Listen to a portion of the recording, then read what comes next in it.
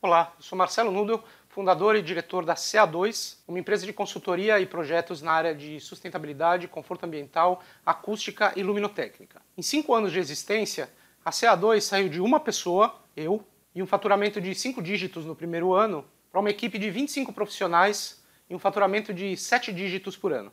Nesse vídeo eu trago os 10 princípios fundamentais que eu aprendi e apliquei nesses últimos anos, empreendendo com a CA2, que eu trago para você que quer iniciar a sua empresa de arquitetura, engenharia ou design de interiores. E a gente começa agora.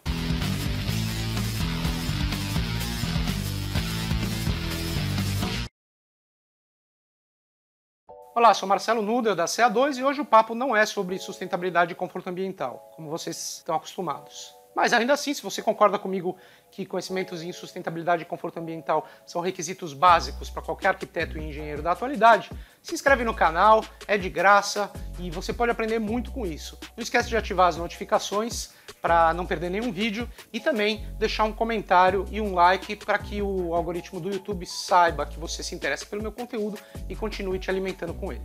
Como eu falei, eu trago hoje os 10 princípios fundamentais, bem práticos e pé no chão, para você que quer começar o seu escritório de arquitetura, engenharia e design de interiores. São princípios que eu apliquei na minha vida profissional e no meu processo de empreender e construir uma empresa de projetos. Assiste até o final que eu vou te dar uma dica adicional, o 11º princípio fundamental para você que está construindo a sua empresa de arquitetura, engenharia ou design de interiores, que sem esse princípio todos os outros 10 vão por água abaixo. Então vamos começar. Quando você pensa em abrir um escritório, a questão de ter ou não ter um sócio acaba aparecendo muitas vezes. Talvez seja a primeira grande decisão que você vai precisar tomar quando você abrir seu escritório. Então a dica número 1 é: avalie bem se você precisa de um sócio. Muitas vezes na empolgação de abrir um escritório, a gente acaba se juntando com amigos ou com colegas de faculdade com quem a gente se dava bem durante o curso e acaba formando uma sociedade para abrir um escritório. Às vezes isso não dá certo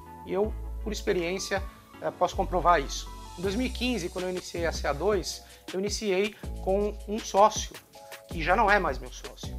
Ele foi professor, meu professor, durante o curso de graduação. E as nossas ideias batiam muito. Ele também gostava de sustentabilidade, de conforto ambiental, que foi como a CA2 começou e é a minha área pessoal de expertise. Então a gente achou que fazia sentido começar a montar uma empresa com esse viés.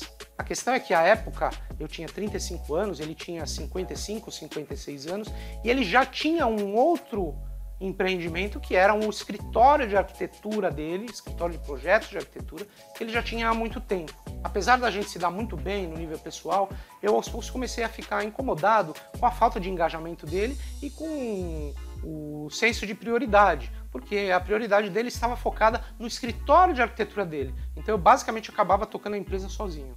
A gente começou a discordar também de questões relacionadas à gestão da empresa, a forma como a gente devia tocar as coisas, contratar as pessoas, lidar com clientes. Isso foi ficando cada vez mais evidente. Aí em 2017 eu tomei uma difícil decisão que foi de encerrar a sociedade e continuar sozinho. E foi o que aconteceu.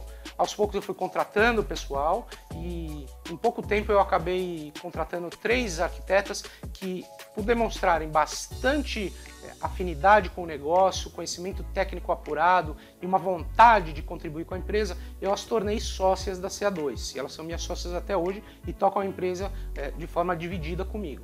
Então eu julgo que foi um erro logo no início entrar com um sócio que eu não entendia como era a forma de trabalho dele, por mais que a gente se desse bem, e eu não sabia também quais eram as prioridades dele. Então o que eu queria que você pensasse não necessariamente você precisa de um sócio. Um sócio pode te ajudar, mas ele também pode te atrapalhar, que foi o meu caso no início. Portanto, você precisa ser muito criterioso na escolha de, primeiro, se você vai ter um sócio, você precisa ter um sócio, e depois quem vai ser esse sócio. Você só deve ter um sócio no seu negócio se as prioridades dele ou dela estiverem alinhados com a sua e se esse sócio ou essa sócia complementem as suas habilidades necessárias para tocar a empresa. Você precisa ter gente tocando o negócio com habilidades diferentes e com focos também para diversas áreas que a empresa vai desenvolver. Ter um sócio só para reduzir os riscos de empreender e dividir a conta do aluguel e do salário da equipe não é um bom negócio. Eu fui habilidoso e tomei uma decisão difícil de se tomar ao encerrar a minha sociedade com meu sócio original 2 anos depois do início, mas foi a melhor decisão que eu tomei. Por quê? Se eu não tivesse tomado essa decisão, muito provavelmente a CA2 não ia ter atingido o status, o porte e o nível de maturidade como empresa que ela tem hoje, 5 anos depois do seu início. Deixa aí nos comentários aqui embaixo se você já teve alguma experiência ruim com algum sócio. Eu quero ouvir você. A segunda dica quem traz para vocês é o filósofo grego Epicteto. Ele diz o seguinte: nada grandioso é criado de repente. Se você tem 20, 30 ou até 40 anos, que é o meu caso, você tem um ativo que te dá uma vantagem competitiva enorme. O de 20 tem mais do que o de 30, que tem mais do que o de 40 e que ainda assim tem bastante. Esse ativo é o tempo. Quando se inicia uma empresa, o seu tempo disponível deve se focar em 3 principais aspectos: criar conexões e alianças, construir portfólio e construir reputação e autoridade. E essas 3 coisas não se constroem da noite para o dia ou em pouco tempo. Isso leva anos. Portanto, construa isso aos poucos. Não deixe a pressa te atrapalhar, porque você não vai conseguir construir nada relevante ou grandioso com pressa. Tenha paciência e domine a ansiedade de querer fazer tudo acontecer de maneira rápida. Avance um degrau por vez e use o seu tempo a seu favor. Ainda que você tenha 40 anos, você tem pela frente pelo menos 30, 35, 40 mais anos de carreira para você construir a sua empresa. Então você tem tempo. Agora, se você tem 20 e poucos anos, nem se fala, você tem a vida inteira pela frente. Lembre-se do filósofo grego Epicteto: nada grandioso é construído de repente. Terceira dica: esqueça o trabalho de segunda a sexta-feira, das 9 às 18. Uma vez que você decide empreender, você nunca vai enxergar o calendário da mesma forma. Eu não sugiro aqui que você bagunce o seu equilíbrio entre vida pessoal e profissional e lazer. É importante ter esse equilíbrio bem construído na sua vida. Ele é saudável e necessário. Mas no início, principalmente quando você começa a ganhar os primeiros projetos e você ainda não tem capacidade de contratar alguém para te ajudar, você vai trabalhar muito. E conforme a empresa vai crescendo e vai ficando mais complexa, talvez você ainda não possa contratar alguém para o seu back-office, um gerente administrativo, por exemplo. Então você vai ter que lidar, além das questões técnicas, também com questões administrativas, financeiro, RH, marketing. Você vai precisar se envolver em todas as áreas que uma empresa com um mínimo de complexidade exige. E isso vai te exigir mais horas de trabalho. O famoso work-life balance, que tanto se fala hoje em dia, ele vem, mas ele vem depois. Depois de um período de intenso trabalho, quase que sozinho, porque é assim que se começa. Seja você sozinho, seja você com 1 ou 2 subcontratados, você vai ter que trabalhar muito no início e é importante que você entenda e aceite isso. O work-life balance, ele vem alguns anos depois que você consegue estruturar bem a sua empresa e contratar gente para te ajudar. Portanto, se você não quer abrir mão do calendário de trabalho segunda a sexta-feira, das 9 às 18, não abra o seu escritório. A sua mente precisa estar muito bem resolvida em relação ao volume de trabalho que está por vir. Principalmente se você fizer um bom trabalho. Dica número 4. Faça alianças ou parcerias com benefícios mútuos sempre. Ou seja, esqueça de tentar levar vantagem em qualquer aliança ou parceria que você faz. Isso não pode nem passar pela sua cabeça. Não se constrói nada sozinho. Ao longo do processo de construção de um escritório, você vai precisar de bons funcionários, bons sócios, mas também de alianças e parcerias externas, com outros colegas de profissão e também com outros profissionais do mercado da construção civil. Sejam parcerias com arquitetos, com incorporadores, com construtores e assim por diante. Assim como a gente deve fugir de relações que abusam da nossa boa vontade, a gente também deve evitar sempre ser o parasita da relação. A pessoa que procura levar vantagem nessas relações, e eu não digo desonesta não, é levar vantagem mesmo. Pedir muito e não dar nada em troca, por exemplo, pode até fazer com que isso dê certo no início e com algumas pessoas, com algumas empresas. Mas no longo prazo você fica conhecido como um sanguessuga, como um egoísta, como um parasita do mercado. Isso vai prejudicar muito a sua credibilidade no mercado e vai reduzir suas chances de ser convidado para projetos e trabalhos. E ninguém mais vai confiar que você vai aportar valor. Você só quer sugar, ninguém te convida mais. Portanto, faça sempre alianças honestas e justas, benéficas para ambos os lados, se você não quiser ser conhecido como um parasita pelo mercado. Conta para mim nos comentários, você já esteve envolvido numa relação onde a outra parte só procurava tirar vantagem de você o tempo todo? E o que você fez a respeito disso? Deixa aqui nos comentários que eu quero ouvir. Dica número 5, trabalhe de graça ou quase de graça. Essa dica é polêmica, muitos vão provavelmente comentar dizendo que não, nós precisamos valorizar nosso trabalho, como assim trabalhar de graça ou quase de graça, isso é um absurdo. Eu lembro sempre que não somos nós que devemos valorizar o nosso trabalho, é quem paga. Se o mercado paga, e bem, é porque o mercado valoriza o nosso trabalho, ele enxerga valor no nosso trabalho. Valorizar um trabalho não é uma questão de valorizar o indivíduo pessoalmente. Quando a gente fala em valorizar o trabalho, significa, será que o mercado paga por este serviço? Quanto ele paga? Se ele paga e ele paga bem, isso significa que o seu serviço é valorizado. Então não somos nós que determinamos isso, são os clientes. E no início ninguém te conhece. Eles não conhecem você como profissional, o seu portfólio e o que você é capaz de fazer e o valor que você é capaz de aportar para o projeto dele. Se ele não te conhece, como é que ele vai te valorizar? Sendo assim, você precisa mostrar o seu trabalho, você precisa de oportunidades para mostrar que o seu trabalho tem valor e que vale a pena pagar por ele. Até que alguém realmente comece a pagar e pagar o preço justo. Agora, quando eu falo trabalhar de graça, eu não estou falando para você sair fazendo projetos completos sem cobrar. Não é isso. O que eu estou dizendo é, cobre pouco no início, o suficiente para você cobrir os seus gastos fixos e te remunerar minimamente para que você possa ter gás para tocar o seu escritório. Agora, em outras oportunidades, você realmente pode oferecer o seu serviço, mesmo que de forma reduzida, de graça. Por exemplo, ajudando outros colegas em concursos de arquitetura, colaborando com pequenas partes com colegas, entrar em projetos no risco. Isso acontece muito no mercado imobiliário. E, de maneira geral, sempre que for estratégico, cobrar preços simbólicos ou reduzidos para que você possa entrar no projeto, ganhar experiência, ganhar portfólio e, aos poucos, você vai sendo capaz de cobrar aquilo que você entende ser justo para o seu projeto. Esse tipo de prática te abre muitas portas e faz você conhecer muita gente. Isso não te diminui como profissional, de forma alguma. Você tem que entender que o mercado é implacável. Ninguém vai te contratar sem você demonstrar competência prévia. Em algum momento, o mercado vai te dar sinais de que está preparado para te contratar e te pagar um valor justo. Isso acontece quando você é capaz de demonstrar essa competência de antemão.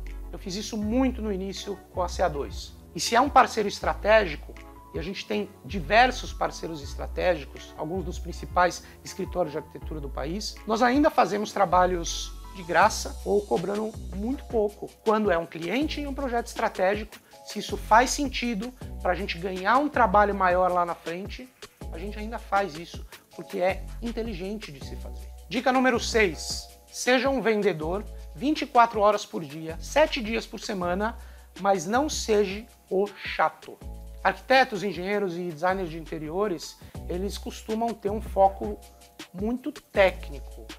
E muitos dizem não ter vocação e até nem querem se envolver com a parte comercial do negócio, com as vendas. E realmente não costuma ser o forte desse tipo de profissional. Quer saber? Engole o choro, aprende e enfrenta. Porque sem vendas não há receita e sem receita não há empresa. Não adianta ficar esperando o telefone tocar por conta própria, porque ele não vai tocar. E também não ache que isso se resolve contratando alguém de vendas para sair vendendo os seus projetos. A sua venda é técnica, ela é uma venda consultiva.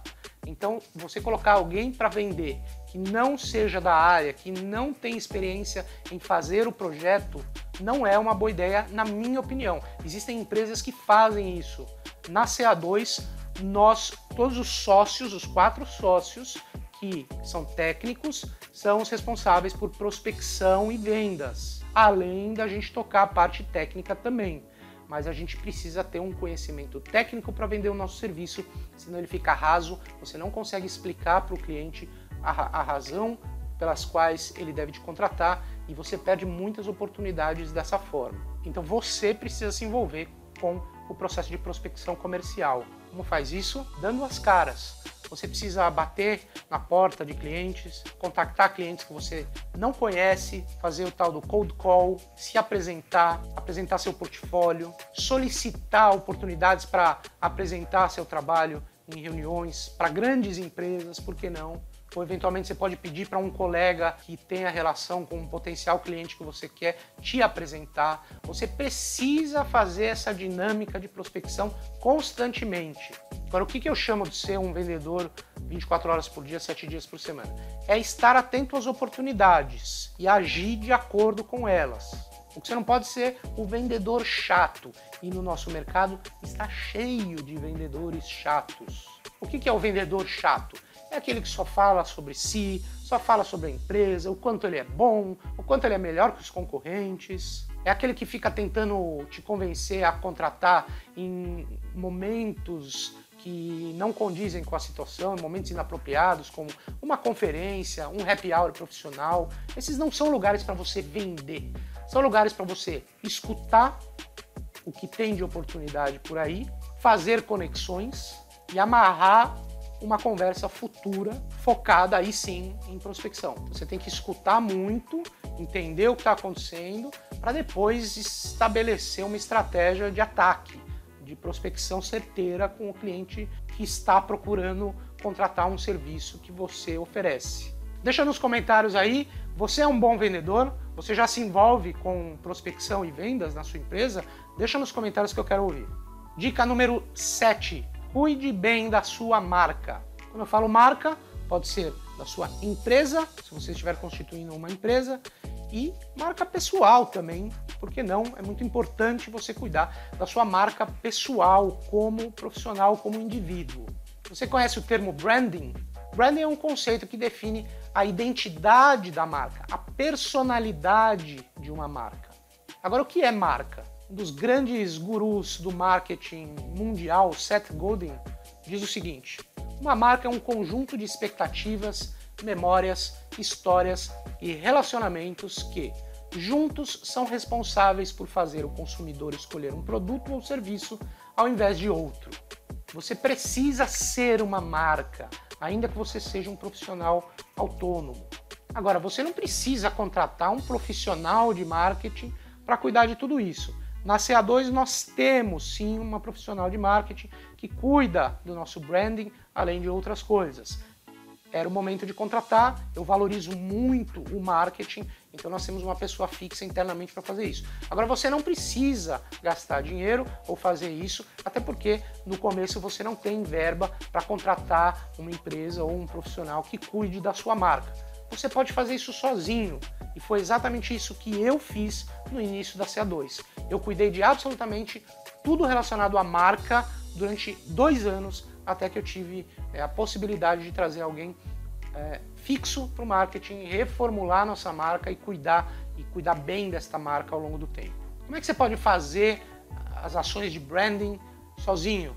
Você pode sozinho criar um logotipo e um site agradável, fácil de se navegar. Existem sites onde você pode fazer o seu próprio site, né? Mas evite não comprar o domínio. Você precisa comprar um domínio. Você precisa passar essa imagem de profissional que você é. Então não use um WordPress ou Wix no seu domínio. Você tem que ter o @minhaempresa.com. Você não pode usar um e-mail @gmail.com. Isso não é profissional. São formas de você passar um profissionalismo, unificar a comunicação da sua marca e pagando muito pouco por isso. E aí pequenos detalhes, como a assinatura eletrônica do seu e-mail, precisa estar padronizada e profissionalizada. Os seus relatórios que você entrega precisam condizer com a personalidade da marca. Tudo isso você pode fazer sozinho. Você pode criar templates, você pode, com um pequeno investimento, pagar sites que te deixam construir o seu próprio site. Existem logotipos que você pode buscar na internet ou comprar também por uma quantia pequena. Isso tudo está disponível para você. É muito importante porque isso passa uma visão de profissionalismo e de empresa para o mercado. Então essa marca ela tem que ser transmitida em todas as suas comunicações, sejam elas técnicas ou não técnicas. Se você cuidar bem da sua marca, aos poucos ela começa a ficar reconhecida e aí ela fala mais alto do que você como profissional independente. Se você construir uma marca forte em torno do seu trabalho, você pode colocar outras pessoas para te ajudar a tocar o negócio quando você estiver ausente. Só fazendo isso com uma marca forte é que você vai ter êxito. Dica número 8. Seja um ávido criador de conteúdo. A criação de conteúdo, por exemplo, para redes sociais, faz parte de uma estratégia bem sucedida de marketing e branding. Hoje em dia, quem não produz conteúdo para redes sociais, basicamente não tem voz para o mercado. Você precisa se comunicar com o mercado, você precisa dar a sua opinião sobre aqueles assuntos que você domina e mostrar autoridade. Você faz isso através da criação de conteúdo.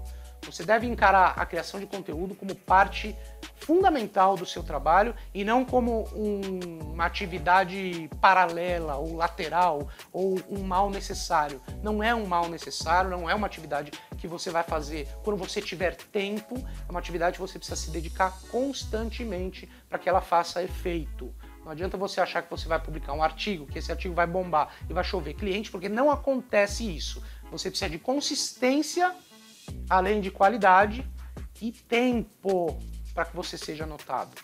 Você já ouviu falar de marketing de conteúdo?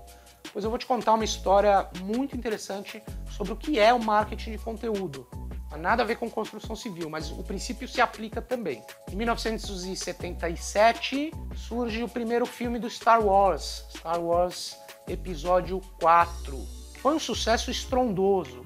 Então em 1980 sai o episódio 5 do Star Wars, O Império Contra-Ataca, que foi um sucesso ainda maior. A história, para quem conhece, é muito forte, é muito bem amarrada e, além do interesse das pessoas em irem assistir o filme, todos os produtos periféricos do Star Wars começaram a fazer muito sucesso. Um dos produtos que fez muito sucesso foi uma linha de bonecos de ação dos personagens do Star Wars. Então, no final dos anos 70 e final dos anos 80, os meninos só tinham bonecos do Star Wars. Nessa mesma época, tinham duas empresas que estavam sofrendo para vender os seus brinquedos, a Hasbro e a Mattel. A Hasbro tinha na sua linha de brinquedos os bonecos G.I. Joe, que foram lançados na década de 60 e que foram muito bem sucedidos entre as crianças nas décadas de 70 e na própria década de 60. Agora eles estavam sofrendo para vender esses bonecos na década de 80, porque agora os meninos só queriam os bonecos do Star Wars. Em 1982, a Hasbro se uniu à Marvel e criou uma linha de gibis, de histórias em quadrinhos com os personagens do G.I. Joe, junto com os personagens da Marvel, os super-heróis. Tudo o que eles precisavam, e essa era a intenção deles, era contar uma história cativante, assim como o Star Wars foi capaz de fazer. Eles criaram, então, nas histórias em quadrinhos, todas as histórias de apoio e as narrativas dos personagens para despertar interesse das crianças. Apenas 2 meses do lançamento das histórias em quadrinhos, cerca de 20% dos garotos entre 5 e 12 anos nos Estados Unidos já tinham um boneco do G.I. Joe. 7 anos depois, o gibi do G.I. Joe com a Marvel era um dos mais populares da empresa. Estima-se que de 2 a cada 3 meninos nos Estados Unidos possuíam um boneco do G.I. Joe. E a Mattel, em 1983, criou a linha de bonecos do He-Man, que eu, quando era criança, adorava, tinha vários bonecos e que também teve muita dificuldade de vender no início. No caso do He-Man com a Mattel, a história é semelhante. Eles tinham uma linha de bonecos, mas não existia nenhuma história para contar sobre aqueles bonecos, sobre aqueles personagens. E eles estavam com muita dificuldade de vender os bonecos, porque agora eles estavam competindo, além do Star Wars, também com os bonecos do G.I. Joe, né, que começaram a fazer sucesso. Até que em 1983 eles tiveram uma ideia. Eles lançaram um desenho na televisão americana com os personagens do He-Man. Esse desenho rodou o mundo inteiro, inclusive aqui no Brasil era bastante famoso na década de 80. Eu assistia demais. E esse desenho foi um dos mais bem-sucedidos da história da animação mundial. Isso fez com que a venda dos bonecos de ação disparasse e tornasse também a linha de bonecos como uma das mais bem-sucedidas da história da indústria de brinquedos no mundo. Então, ambos são histórias muito fortes de marketing de conteúdo. O produto a ser vendido era claramente os bonecos. Foram os bonecos que surgiram primeiro e o objetivo era vender os bonecos. Mas eles criaram toda uma narrativa, um universo, uma história para contar sobre esses personagens. E era essa história que dava base para a brincadeira das crianças. Porque agora os bonecos tinham uma personalidade, um objetivo, um passado, uma história por trás. Antes eles eram apenas bonecos. Agora eles eram uma aventura completa a ser aproveitada pelas crianças. Da mesma forma que a estratégia de propaganda, compre meus bonecos, eles são bons, eles são legais, não estava funcionando, você não vai ter êxito se você tentar aplicar um marketing de conteúdo que na verdade se pareça com uma propaganda.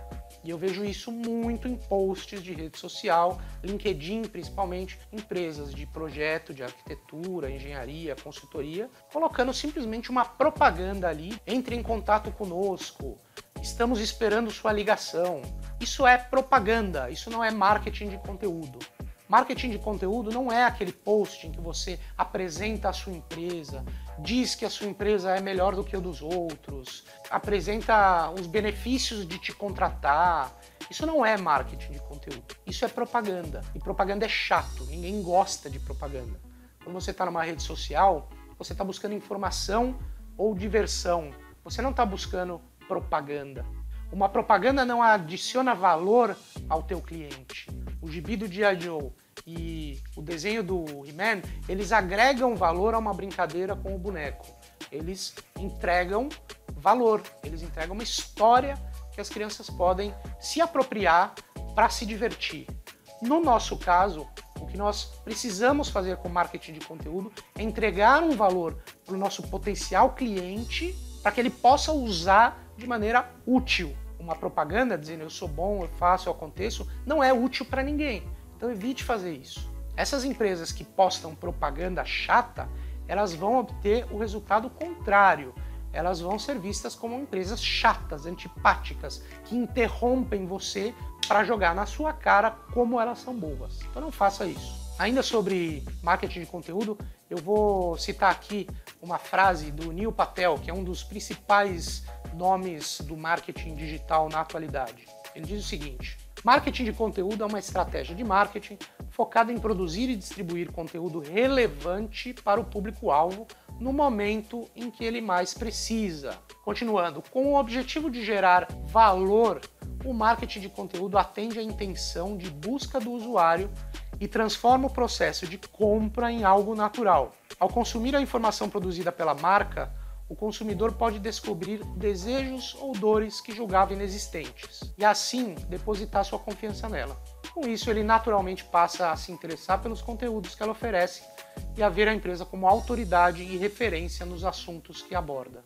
Então, vou dar alguns exemplos, né? Se você é arquiteto, você pode, por exemplo, criar um canal no YouTube, se você é bom em vídeo, e você pode fazer vídeo, por exemplo, sobre revestimentos de fachada que dão menos manutenção. Eventualmente, o incorporador pode assistir seu vídeo e falar: opa, eu estava buscando isso para os meus prédios, porque eles estão ficando tudo escurecidas a fachada. Deixa eu ver o que esse cara tem a falar, e pode acabar te ligando para você dar uma consultoria ou fazer o próximo projeto dele. Você ganhou autoridade naquilo que ele estava buscando resolver. Se você é um engenheiro estrutural, por exemplo, que trabalha com projeto de residências, você pode escrever um artigo no seu blog ou no LinkedIn, por exemplo, comentando os diferentes tipos de sistemas estruturais e os prós e contras de cada tipo de sistema. Algum potencial cliente que vai querer construir a casa dele pode ler aquilo e falar: pô, esse cara sabe o que ele está falando, deixa eu ligar para ele, ver o que ele tem para falar, e eventualmente ele pode te contratar. Se você é um designer de interiores, por exemplo, você pode postar fotos no Instagram com ideias de revestimentos, de acabamentos, de móveis.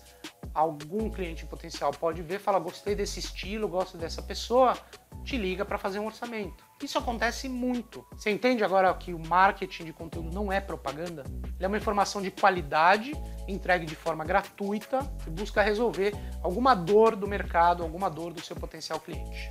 Na CA2 a gente tem um marketing de conteúdo bastante ativo, a gente produz muitos artigos para LinkedIn, tem o meu canal no YouTube, que é o que vocês estão assistindo agora, posts para Instagram, Facebook, artigos, e-books são muito legais também para capturar leads. Isso tem dado resultado. Diversos clientes estão chegando até nós e estão nos contratando por causa do nosso marketing de conteúdo, que eles assistiram, leram, experimentaram e perceberam que a gente é capaz de resolver a dor que ele tem sem dizer ligue já, me contrate, eu sou bom. Não dizemos isso, simplesmente colocamos o conteúdo disponível para quem quiser ver e quem achar que a gente é bom para resolver o problema, eles nos ligam. Isso funciona demais. Portanto, seja um ávido criador de conteúdo e você pode escolher o meio de comunicação que mais lhe agrada. O ideal é que sejam multimeios, né? Vídeo, texto, foto, mas você pode entrar na área que mais lhe agrada inicialmente. Produza muito disso, porque você vai gerar autoridade, você vai disseminar o seu conhecimento pelo mercado e vai ser reconhecido como autoridade, desde que você produza esse conteúdo com qualidade, obviamente, e também com consistência. Não acho que você, como eu falei, vai produzir um artigo ou um e-book e ele vai bombar, vai viralizar. Não existe isso de viralizar.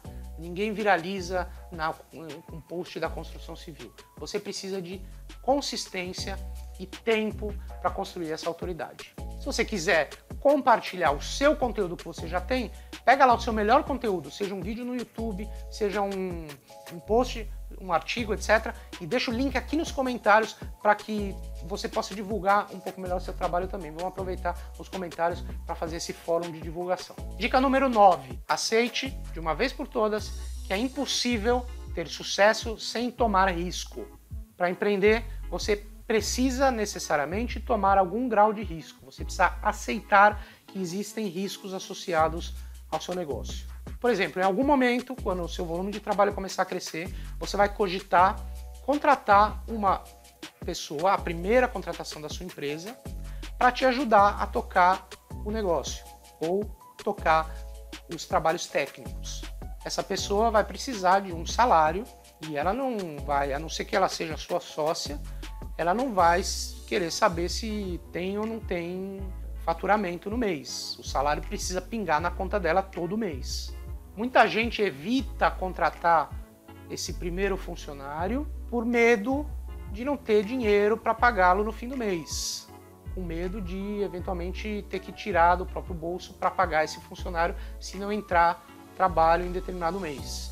E aí essa pessoa passa anos sem contratar ninguém, atolada de trabalho ou não conseguindo lidar com qualidade com todos os clientes. E aí ele não consegue crescer, nunca. Porque você está lá sempre resolvendo pepino, trabalho, etc, etc, calculando, desenhando, resolvendo, e você não cresce porque você fica com medo de contratar essa primeira pessoa.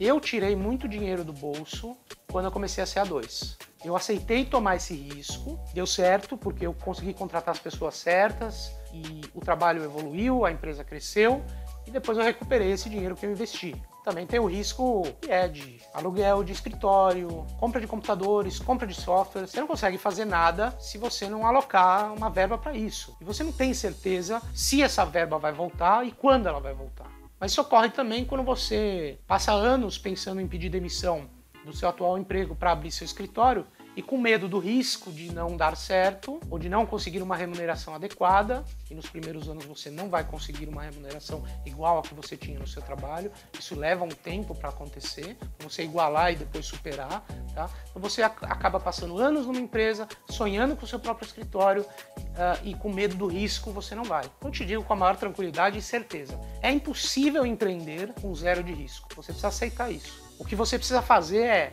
saber identificar esse risco e agir para que ele não se concretize. Você precisa gerenciar esse risco. Mas se você não quiser tomar risco, não empreenda. Vamos à dica número 10. E depois da dica número 10, como eu falei, eu vou apresentar a 11ª dica, a dica bônus, e que sem ela, nada do que eu falei aqui dá certo. Tá? Então vamos para a dica número 10. Cash is king, a grana é rei. Cuide do seu fluxo de caixa. Cash is king é uma expressão em inglês utilizada para descrever a importância de um fluxo de caixa positivo e a saúde financeira geral de uma empresa. Fluxo de caixa, só para a gente estar aqui na mesma página, basicamente eu estou falando de receitas menos despesas. Isso dá o que tem na sua conta do banco. Ainda que você seja um profissional técnico que não goste de ver as finanças, ao abrir o seu escritório você precisa se envolver com isso. Você não pode deixar isso alheio ou delegar isso para alguém. Você pode delegar o dia a dia ali das finanças, do contas a cobrar, etc. Mas você, como o dono, o empreendedor, precisa se envolver com o fluxo de caixa. Empresa saudável é uma empresa com grana na conta e sem dívidas. E para isso você precisa cuidar muito bem do seu fluxo de caixa de maneira muito séria. Eu sempre fui obcecado por manter o fluxo de caixa da CA2 sempre positivo. Nem sempre isso foi possível, principalmente no início. Às vezes acontecia da gente ter um mês de prejuízo. Você não pode perder o controle de jeito nenhum sobre o fluxo de caixa, ainda mais quando a sua empresa começa a ficar um pouco mais complexa, você tem aluguel para pagar, você tem salários para pagar. Nunca deixe de prever nos seus contratos um cronograma de pagamento com parcelas intermediárias bem distribuídas. Evite os contratos que vão te pagar um montante só lá no final da entrega, porque isso vai prejudicar o seu fluxo de caixa, você vai passar meses sem receber. E você vai receber um montante lá atrás, será que você consegue segurar os gastos ao longo de tanto tempo assim? Se você polvilhar os recebíveis ao longo do tempo, você tem mais fôlego mês a mês. Então, estabeleça isso no contrato. É legal também, e eu faço sempre isso, estabelecer um pagamento de um sinal no contrato. Então você assinou o contrato, o cliente deu ok, antes de você começar o trabalho, ele te paga um sinal, isso te dá um fôlego inicial para pagar suas contas e ao longo do processo de projeto você vai recebendo as outras parcelas. Você também não pode ter medo de cobrar o cliente. Terminou uma etapa prevista no cronograma de pagamentos, o cliente não está aprovando o pagamento, liga para ele, você precisa ligar, você tem contas a pagar, você não pode ficar com medo de ligar e falar, escuta, tá na hora de eu receber, etc, etc. Faz parte, o cliente entende, você não precisa ter receio, vergonha. O cara te contratou para um serviço e ele tem que te remunerar. Nada mais natural de você ligar para ele e falar, escuta, agora tá na hora de você me pagar. E em caso de inadimplência, é mais natural que você comunique ao cliente, e isso precisa estar previsto também em contrato, de que você está interrompendo o trabalho. Olha, por falta de pagamento, estou interrompendo o trabalho, retomaremos assim que você cumprir com as suas obrigações financeiras. Eu já fiz isso quando eu estava bem no começo da CA2 e eu precisava contar os centavos para fechar o mês. Cada 4, 5 mil reais era muita grana, então eu já tive que interromper trabalho. Não é muito bom, mas às vezes é necessário, tá? E aí não é um cliente bom. Um cliente que não paga em dia precisa ser demitido. Se ele não te paga, ele não é um bom cliente para você. Então demita esse cliente. Isso fere o seu fluxo de caixa. Sem grana na sua conta, a empresa fecha. Então lembre-se disso. Fluxo de caixa positivo sempre. Não é agradável lidar com isso, não é agradável acompanhar isso, mas é fundamental para o sucesso de uma empresa. Agora vamos para a dica bônus, 11ª dica, que sem ela nada do que eu falei aqui vai funcionar. Ética não faz curva. Acho que essa frase já fala por si só, mas eu vou explicar. Absolutamente tudo o que você fizer precisa ser muito bem embasado em princípios éticos. Parece óbvio, mas não é o que a gente encontra no mercado. Sem esses princípios éticos muito bem solidificados, você vai criar uma má reputação no mercado e ninguém vai te contratar. Virou moda hoje entre as empresas colocar a ética como um dos seus valores. Você vê isso muito em site, missão, visão, valores está lá, ética. Isso não é virtude nenhuma, ética não é virtude. Ética não deveria ser colocado como um valor a ser destacado. Ética é obrigação, é o mínimo básico que você precisa ter para viver em sociedade e operar comercialmente. Ter valores éticos não deve ser confundido necessariamente com lei, né? Com não cumprimento de lei. Embora a lei muitas vezes tenha como base os princípios éticos, mas às vezes você tem algo que é legal, mas que não é muito ético. Ou às vezes algo que as pessoas, o mercado percebe como algo normal, como algo ético, mas que na verdade não é. E eu uso como exemplo a famigerada reserva técnica, RT, que muitos arquitetos e designers de interiores, talvez os engenheiros também, mas não sei quanto essa prática é difundida entre eles. A reserva técnica é algo tido como normal, aceito e, portanto, supostamente ético. Mas ela não é nem ética, nem legal.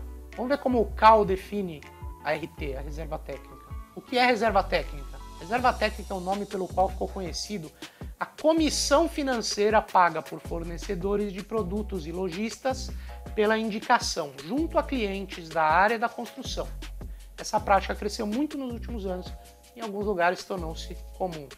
Isso basicamente é uma propina, né?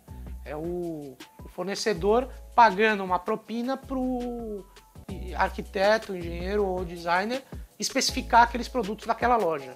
Até 2010, essa prática foi considerada uma prática legal, apesar de já ser vista como algo antiético por parte do mercado. Depois de 2010, entrou uma lei, a Lei 12.378 de 2010, que é a lei que regula o exercício da arquitetura e urbanismo no Brasil.